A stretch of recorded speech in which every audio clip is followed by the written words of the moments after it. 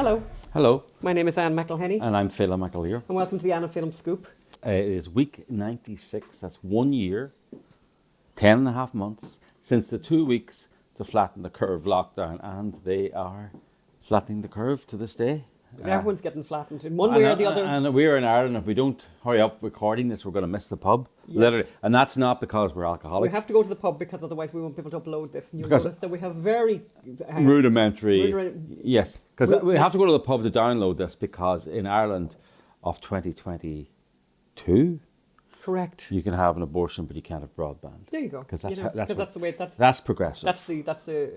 that's how progress works in Ireland. Yes. So later, Phelim is going to be talking to Tony Kinnett, an Indiana school administrator whose life was completely turned upside down because he told the truth. Yes. And the New York Times. It's a great story, actually. You won't It is a miss great story, and also an extraordinary story on January the 1st, which I think, by the way, is kind of interesting, Phelim. By the way, my birthday, not just mentioning that. Please don't forget to wish Anne happy birthday That's right. in the Thank you. comments Thank on you very much. YouTube. Appreciate Now that. we're back on YouTube. But the New York Times dropped a story on January the 1st, which I think is kind of interesting, by the way, which I think hasn't gotten the coverage it should have gotten and went largely unreported. However, we did not. Being the unreported story We didn't society. fail to notice it, by the way. And we watched the Christmas special. Netflix, original movie, Don't Look Up.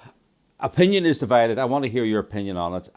So I and Anne thought it was anti-Trump. Anti-climate change nonsense. But opinion, some very respectable people, and I'm pointing, I know that, some very respectable people have different opinions. We'll discuss that later. So I want you to chime in with your comments. And people, by the way, that we respect have very different opinions on it. Several people. Okay.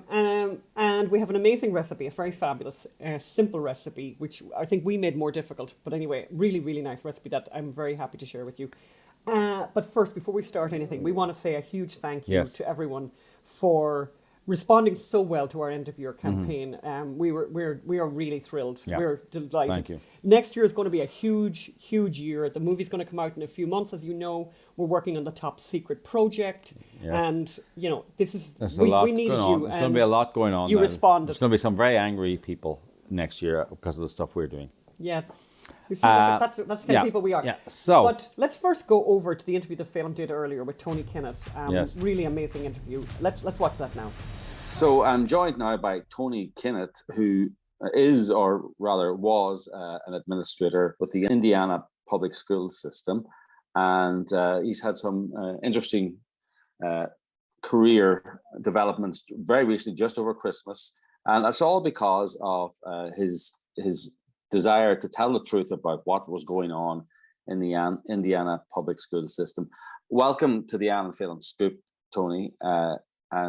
So tell me, what role did you have last year and what did you get access to that changed your life?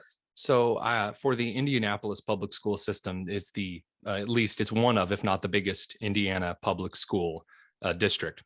And I was the district science coordinator and head instructional coach. So my job was to be in charge of the teachers, of the coaches, of the science curriculum, of how it's taught, how it's assessed, what it's made out of for the entire district. And that involved over 280 teachers from elementary all the way through high school.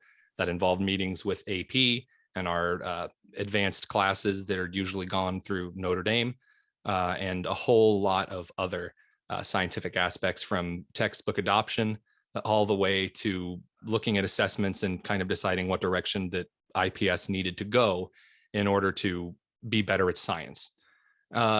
Interestingly, I'd kind of been aware of some of the things going on in the district since I had started. The racial equity trainings that I was required to attend early on were very provocative. Some of the things that they said, the Racial Equity Institute out of the Carolinas says some very, very weird and aggressive things in the matters of race, not talking about, history and things that have happened and how to appreciate other cultures. That's one thing, and that's a valuable thing. But rather how one individual group is responsible for the collective sins and guilt perceived by this other group. And then they showed a lot of qualitative data graphs, which are basically just, well, I feel this is racist. So tell me, who is this? Who was behind these graphs? What group? Well, the Racial Equity Institute, which is out of the Carolinas, Yes. is a group that works all over the country in racial equity trainings. It's one of the biggest groups hired. They're the founders of what's called the groundwater approach, which is basically an analogy that, well, if you looked in a lake and you saw if you saw a dead fish in the lake, you would say, hey, that's a dead fish. But if you saw tons of dead fish floating to the top, you would assume there's something wrong with the water. And that's what the United States is. We see a lot of Black people and they're the dead fish and they're choking in the waters of systemic and institutional racism, which is quite a stretch and quite a leap, but that's their analogy. And so that's kind of where all of that goes. Are you telling me that they were influencing the Indiana public school curriculum? Is that what you found out, or was that known? So for Indianapolis, which is just the specific district in Indiana, the racial equity office that hired them heavily influenced the Indiana standard interpretation curriculum. So what they would do is they would say every single class needs to have a racial approach and focus. So they're very obsessed with making sure that every conversation in every class is really pointed towards their very warped view of racial equity. And they have gone so far as to pass certain resolutions through the school board in order to make sure that we're utilizing certain curricula of critical race theory that not only are empirically false, but are incredibly race essentialist. So the 1619 Project, and encouraging students that all of these horrible things are out to get them at all times. And that's always the way it's been in the United States. So you work for the Indiana public school or the Indianapolis public school system? Which is one of the Indiana public schools. Well, then you recently exposed this, right? You said this was happening. Surely you were lauded and applauded for exposing this in Indiana. No, there's a very interesting myth in a lot of the country that Indiana is this far to the right, this very red state, but that's not true. It's pretty purple in certain areas and in certain circumstances, and really far to the left in some of the cities. I was called a lot of bad things by individuals in the schools. A couple of the teachers, a couple of the staff reached out and said very interesting and derogatory things about me. One of my coworkers, a math interventionist, said a number of really racist things, which fit perfectly alongside her other tweets encouraging white students and Black students not to spend time together at college campuses and parents not to let them do that. Really, though, I was given a lot of encouragement, I will say, from a lot of parents and individuals in the community, and a lot of teachers and principals and IPS agreed with what I was saying, agreed that it was necessary to expose this and expose the dishonesty of the district. And I was really surprised at the ratio of encouragement to disparagement. And I'm still incredibly impressed at how many Indiana parents and teachers, and really even across the country and globally. Your cat looks remarkably like our cats, actually. The gray tabby. We have Scaredy Cat and Top Cat. And what's that name? This is a calico, and her name is Sprout, or excuse me, she's a tabby. Her name is Sprout, and she's very, very needy. Yes, and she really doesn't like it when I get on interviews and I forgot to shut the door. I apologize. Okay, no problem. Yeah, we have the same problem. We're just not in our studio at the moment, but we basically the cats come and sit in front of our camera all the time. They do so that. Yeah, they like the lights, I think, or whatever they like. So anyway, sorry, what's the name of the cat again? Sprout. Sprout is very welcome on this show. We can't be discriminating against cats on this show. But there's been a development over the Christmas holidays. I think in late December, you got some very bad news or some very interesting news. Yeah, there had been an investigation, and I guess I really should say an investigation, because the Human Resources Office had admitted to a few individuals that they didn't think were listening or didn't think would let me know. They had already made the decision to fire me. My boss was already telling people in the department that I was gone, which was really interesting and not very intelligent, but then again, that's probably par for the course. That said, I did get a letter officially from the superintendent that had been dated a few days later just because of postal delays and things, that had suggested that she was immediately recommending to the school board of commissioners that I was to be terminated immediately. And they gave a list of charges, but in the first paragraph stated, we don't even need these list of charges. We can get rid of you for whatever. And we are getting rid of you because you've disrupted school operations in addition to, and then they listed a bunch of things that were not only incredibly small, but very vague and really had nothing to do with some of the things they've cited in HR meetings. They were very upset at me about. Yeah. And the school board commission was actually asked to fire me immediately. They didn't say when. They didn't say what there was a date that I could attend a certain public hearing, in which they would officially make the decision. They just said they're going to vote at some point, and then you'll be fired. And have they voted yet? Don't know. They haven't given me a date. I guess I'm expecting some kind of letter. I actually contacted my legal team this morning to draft a request immediately that I am going to come get my things from my office. I have a few personal effects, not just a Keurig, but like a gift or two from my father-in-law and things that I'd like to have. I don't want boxed up and sent to me in some crude and indelicate fashion. Yeah.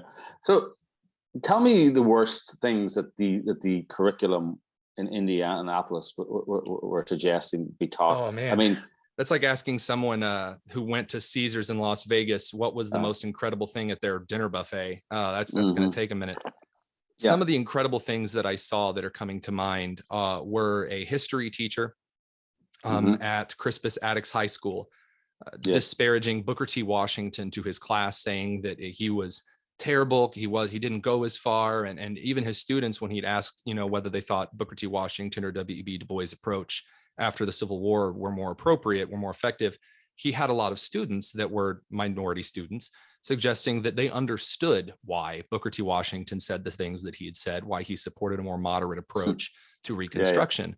And the teacher completely this white teacher in his 30s, like waved him off and kind of like went in the opposite direction and started saying, well, I think that, it should have been more radical. So that was very interesting. That was a direct application of critical race theory. Yeah. Some of the other interesting racial stuff, we paid the Indy Black Lives Matter activists to come talk to a required audience of middle schoolers at Butler Lab 60 that were told that crime is made up. It was made up by white people in order to tie up minorities, that all of the Indiana Senate wanted to put 12-year-olds in jail, and that the society of American Indianapolis was patriarchal and evil and incredibly racist. And apparently we all just evaporate Black women from our mind, which is not only silly and stupid, but incredibly arrogant and ignorant as well. Our director of racial equity called us all racist to these middle schoolers. There's just oodles to choose from. Eradicate Black women from our mind. Has he watched TV? Have these people watched TV recently? It was a meeting of all Black women and femmes, which would be men pretending to be women. I can't remember who it was recently tweeted about, maybe it's Ariana Grande saying, when I was growing up, there was no minority pop stars. And like when she was growing up, it was Michael Jackson and Diana Ross. I was going to say no minority pop stars. Some of the greatest and most celebrated hits from that era came from non-white male individuals.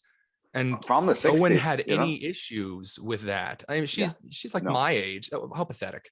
Well, yeah, you said about the white teacher, and funny, it's always the white liberals who are almost more racist than the African Americans. Certainly, in my experience, when we did I don't know if you know, we did the Ferguson play here in Los Angeles, where we took the grand jury testimony of all the witnesses of the shooting of Michael Brown and did a play on it, made a play only using the actual verbatim testimony. 9 of the actors walked out because the truth of the eyewitness accounts didn't match the media narrative. They walked out during rehearsals, but only some of the African American actors did make a stand and all, but the most anguished complaints and emails I got were from the white actors who felt like they had to sort of doubly remonstrate with me for giving Black actors and Black people a voice on the stage in Los Angeles. So there's nobody more racist, in my opinion, than the whites, white liberals. So there's a really interesting microcosm to expand there. And I saw this with my supervisor, who would argue vehemently. So first of all, she would complain that I didn't go to her about my issues with race essentialism in Indianapolis. But then she would start projects and initiatives on equating culture to color. And this is something that has really gotten under my skin in the last couple of years, suggesting that because there are two Black students, then they must think the same, they must be the same, they must find the same cultural foundational points to rest upon and to expound from, which is, of course, incredibly ridiculous. If you have a student who comes from a rich household in New England and a student who comes from a poor neighborhood in Indianapolis, they're not going to be culturally similar. Whereas if you have two students from the same poor neighborhood in Indianapolis that go to the same church, that go to the same classes, that, you know, have parents that may see each other at the grocery store, those two students, regardless of color, are going to be more culturally similar than two students of the same color from different sections of the country. And I find it really insulting that people are doubling down on the necessity of equating color to culture. It's really gross. It's really sickening. And there are even some people on the right that do this. People that are trying to preen and say, well, we need to make sure that that we teach Black history. And I ask, okay, well, what is Black history? You need to define that term. And what they come forward with are a lot of Americana, inner city, Southern Black cultural things that are Black history. Well, that's not the history of the Black people of the United States. That's a history of a cultural point, and they need to be distinct, because you can't just lump all Black people together and say, well, these people all think the same. They're all the same. That's a way that we approach animals, and it's disturbing. So regressive too. I mean, this is what I always, found coming to America was, that progressive people had mighty regressive ideas, So where are we now? Where are you now? You have been told you're going to be fired, despite not being disciplined or not having, is that right? Not really having a disciplinary hearing. When are you expecting to be fired? Are you taking legal action? What's the latest? There's a lot in play regarding Indianapolis. There's a lot more that we're going to be, taking a look at, but there's really a lot that's going on around the country that there is a necessary work to shine a light on in education. Education has become one of, if not the biggest issues for voters of all kinds and creeds and stations. And when thinking about kind of the boiled down concepts of what need to occur, there's a staunch lack of individuals stepping up with the experience, with the credibility that the left theoretically would recognize, but also the value towards a parent-focused approach, which the right values. And I think that's work that needs to be done. That's certainly what we're doing at Chalkboard Review. As far as what I'm going to be doing for the next couple of weeks, some of that information is a little bit underground, because we're trying, honestly, this isn't the Tony show. And regardless of my critics suggesting that I did all of this to get a lot of media attention, I don't believe this is the Tony show, tell everyone that I'm going to go out in front and be Mr. whatever to anyone. I am testifying before the Indiana General Assembly, which is our legislative body, on Wednesday on the matters of critical race theory and education policy. And I have been contacted by a lot of representatives and senators in Indiana from both sides to have discussions on this matter and to really help shape policy by people who have worked in education policy, which I have studied education policy since I was an undergraduate student. And I was actually Governor Walker of Wisconsin's, one of his junior education policy advisors. So boiling all of those things down and walking things a little bit back. As for what I'm going to be doing in the next couple of weeks, it's the same thing that I've been doing, which is making sure that organizations that were developed to be transparent and accountable are held transparent and accountable. And at this point, those issues involve critical race theory, closings because of COVID, the massive teacher shortage, which is being horribly misrepresented by the left, a lot of dishonesty going there to gain sympathy with the public and suggest that schools aren't being given enough money by their respective states, which isn't true. So there's a lot of work to be done, and we're going to pull kind of an old quote. We're going to do our damnedest, and that's the idea. I suppose the thing I take from this is that if it's happening in Indiana, it's happening everywhere. I know you're saying that Indiana is not as right as or conservative as people say, but still, there's a lot of eyes there. But this seems to have gone under the radar for so long. the parents, and as you know, we talked to someone last week on our show, and she said she felt 2021 was the year of the mom. You know, when moms found their voice and really woke up to what their children were being taught, and had a political voice now and political power. So, you know, let's see where that goes. How do people find you? Twitter or Facebook? Where are you?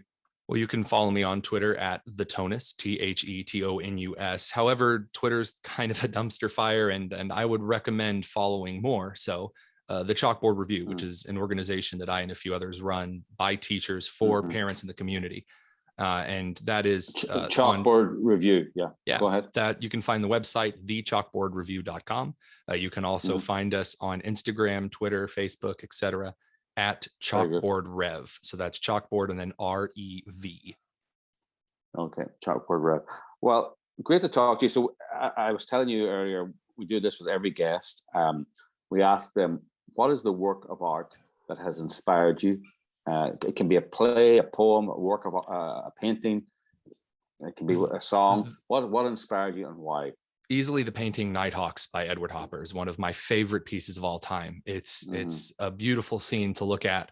I've always loved, I mean, there are a lot of variations of it that people have done that kind of fit more of a millennial meme culture, different sets of characters that are sitting in the diner.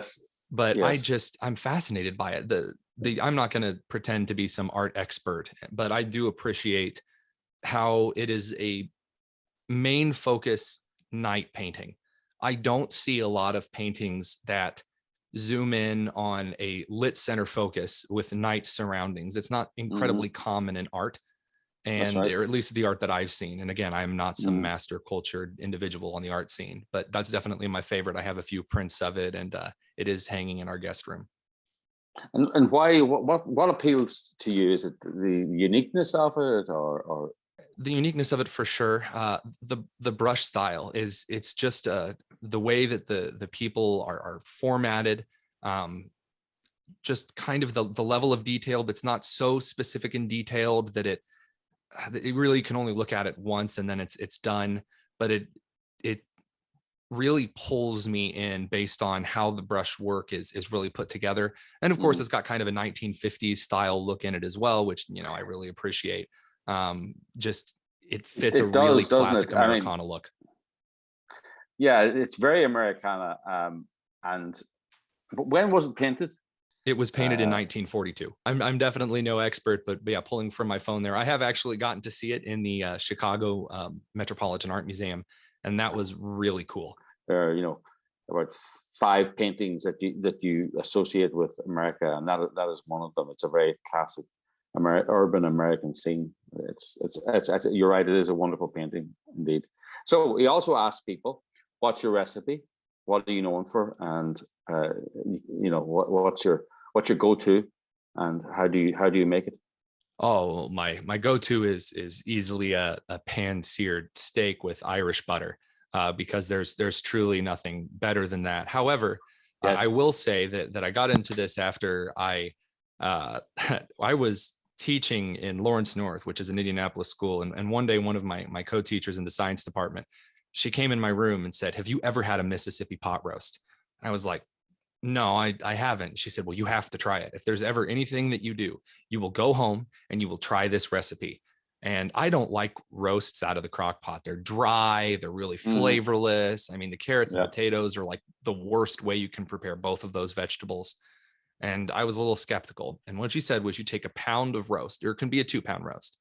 And if you want, you can lightly sear it, you know, give it a good hard sear before you throw it in, and put it into the crock pot with half a jar of pepperoncini peppers, with 1 packet of au jus gravy, 1 packet of ranch, which I thought was interesting. Ooh, okay. And let's see. Oh, and a half to a full stick of butter.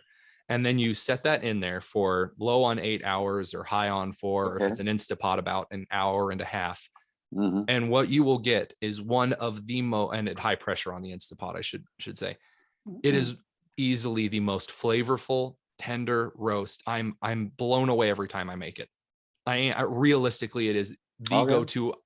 we've had it so many times. It's super quick, it's super easy, which is an educator. That's really nice. Throw it in the crock pot in the morning, come home to it in the evening. And the roast, if you have to, the roast can be frozen, even if you put it in there. And then of course, salt and pepper to taste. It is truly so phenomenal and packed with flavor. Every time I make it, I can't believe that it comes out of that. Again, like the name, the Mississippi pot roast. It's something that sounds kind of strange, but that is the go-to. If we're serving guests and we need a quick, easy meal, whip up some mashed potatoes with it. And it really gets wows. And it's not hard. There's nothing special about it. It's just good. It has my mouth watering already. So thank you very much for joining us today. Please keep us posted about what's happening. We'll send everyone to the Chalkboard review.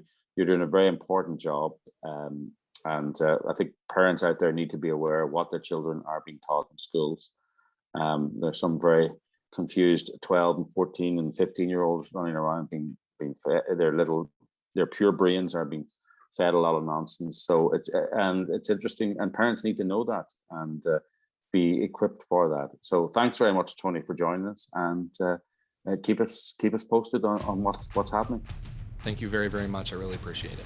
Oh, and I like the sound of that recipe film. Yes. That sounds really, really it good. It was nice, actually. It was nice. Yeah, okay. Yeah. And the work of art, actually, it's a wonderful work of art. You know, I can see why you own so many prints of it. The amazing story that I was talking about in the New York Times was, here's the headline that they ran with.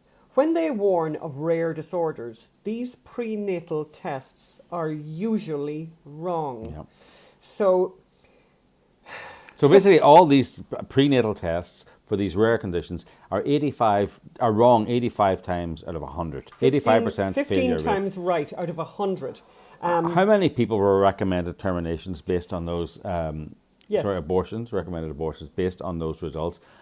How many people do we know who were told their children would be Down syndrome, which is not, by the way, covered by these tests? They're saying that the Down syndrome ones are accurate, but these are inaccurate. But how many people do we know who have been told their child was going to be Down syndrome and they should have an abortion, and they didn't, and the child was perfectly healthy? So basically, this is a blood test. This is one of these non-invasive blood tests that is given before people do the kind of the other thing. Sounds a little Holmesian. Before people do the what's the other test called, Phil? Yeah. The more invasive tests that involve taking amniotic fluid, amniocentesis. This is a kind of a blood test. So basically, this is a blood test that's very non-invasive, and of course, all very innovative and all very Silicon Valley. Very Silicon, and very Elizabeth, very Holmesian. But it's not Elizabeth Holmes in this case. But basically, the New York Times has said they have done this survey that people who are doing these non-invasive tests, the tests are wrong 85% of the time. And then I think the other thing that's really interesting, I'm just going to read this one paragraph from the story that I think is amazing. A 2014 study found that 6% of patients who screened positive obtained an abortion without getting another test. Ooh. So the point that the New York Times makes is that if you get one of these blood tests and it tests and tells you something terrible is going to happen to your baby, most people are recommended to go ahead and have another test later on, right? A more invasive test that could involve, by the way, miscarriage, could involve damage to the baby, all of that kind of thing. So people sometimes don't do that. And obviously, as I said, a 2014 study, by the way, which is a long time ago, by the way, said that 6% of patients who received this very negative blood test result went ahead and had an abortion. So this is a huge story, an awful bloody story, sorry. And they talk about, the New York Times talked to 3 geneticists. One described a case in which the follow-up testing revealed the fetus was healthy.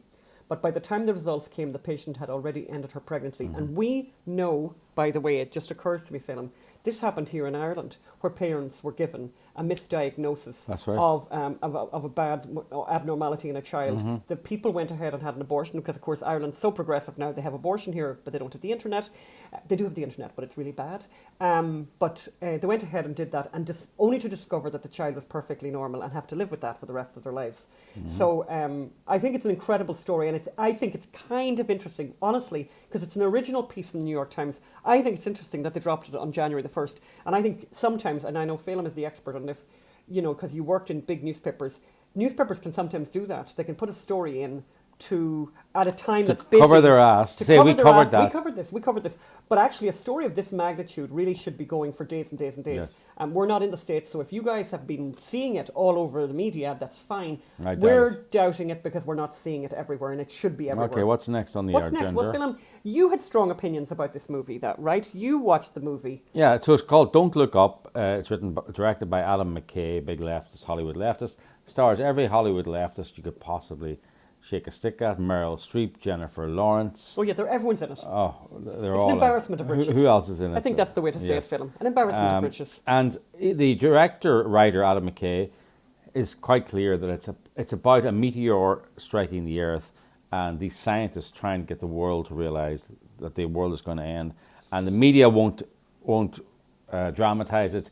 No one believes it, and The President of the United States, who is clearly a Republican, and in fact I thought was Donald Trump in female form, Yeah. played by Meryl Streep, is an ignorant buffoon and anti-science. However, John Nolte from Breitbart, who is one of the best writers in journalism today, and someone we know and respect from Los Angeles, had a completely different take on it. Yes. And I think the Los Angeles people didn't read the sort of the criticism and the director talking about it. They were very entertained. If you come into it, you see John Nolte says he looks upon it as a brutal attack on the media, DC, big tech, the FBI, and the ethically compromised scientific community. He says Trump himself could have produced it.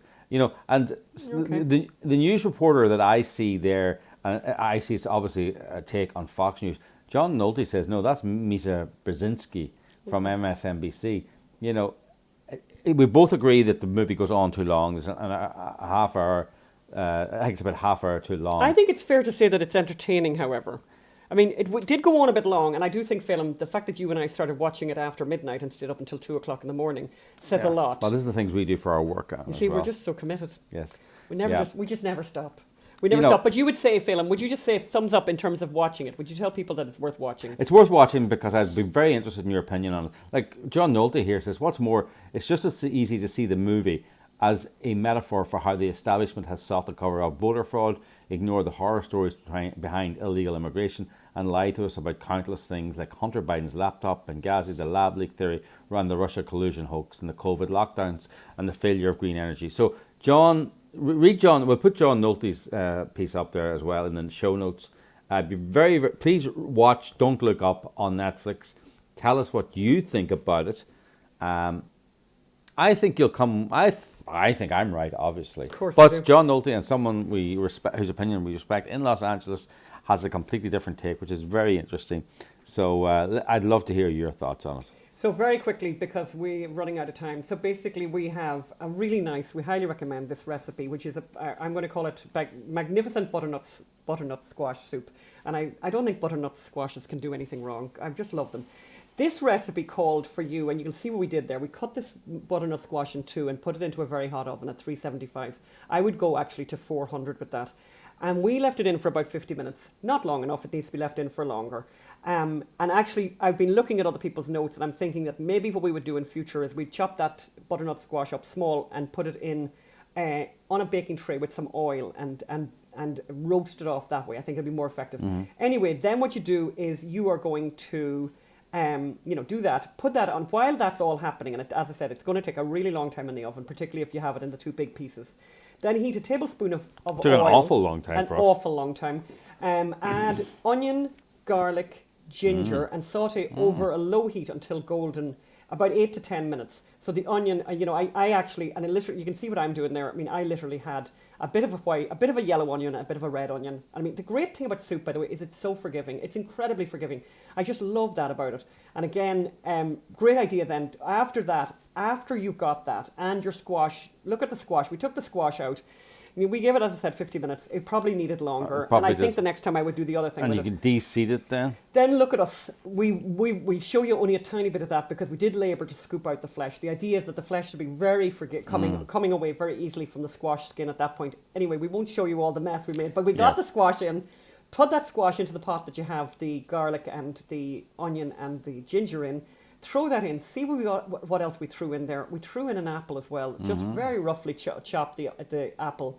A spoon of curry paste. I found some Madras curry paste that I had in a drawer here from whenever. Things never expire, by the way. Remind me, Phelim. I want to talk about expiry dates. Yeah, in the future. whole food waste, the whole nonsense. The whole food waste I'll movement. very quickly say that when we came home for Christmas to our house in Ireland, we discovered that a friend of mine years ago had given us a Christmas pudding from Harrods, no less. Harrods. And that's the kind of people we roll with. That's the kind of people we roll with. And on the box, it said that it expired, it died in August of 2020. Rubbish, says I, because I know my mother would have said rubbish. And we put it in and we heated it, and it was beyond magnificent. And we're both still alive. The whole food waste movement is a leftist if there isn't ideology. A moss growing on it, is my ideology. If there isn't an actual moss growing on it, use your nose and use your common sense. There's an awful lot of alcohol in those Christmas puddings, which is a natural preservative. Moving on, back to our pot. We have the apple, with the squash, with the spoon of curry paste, a spoon of peanut butter. That's a little trick there now. I actually love that idea.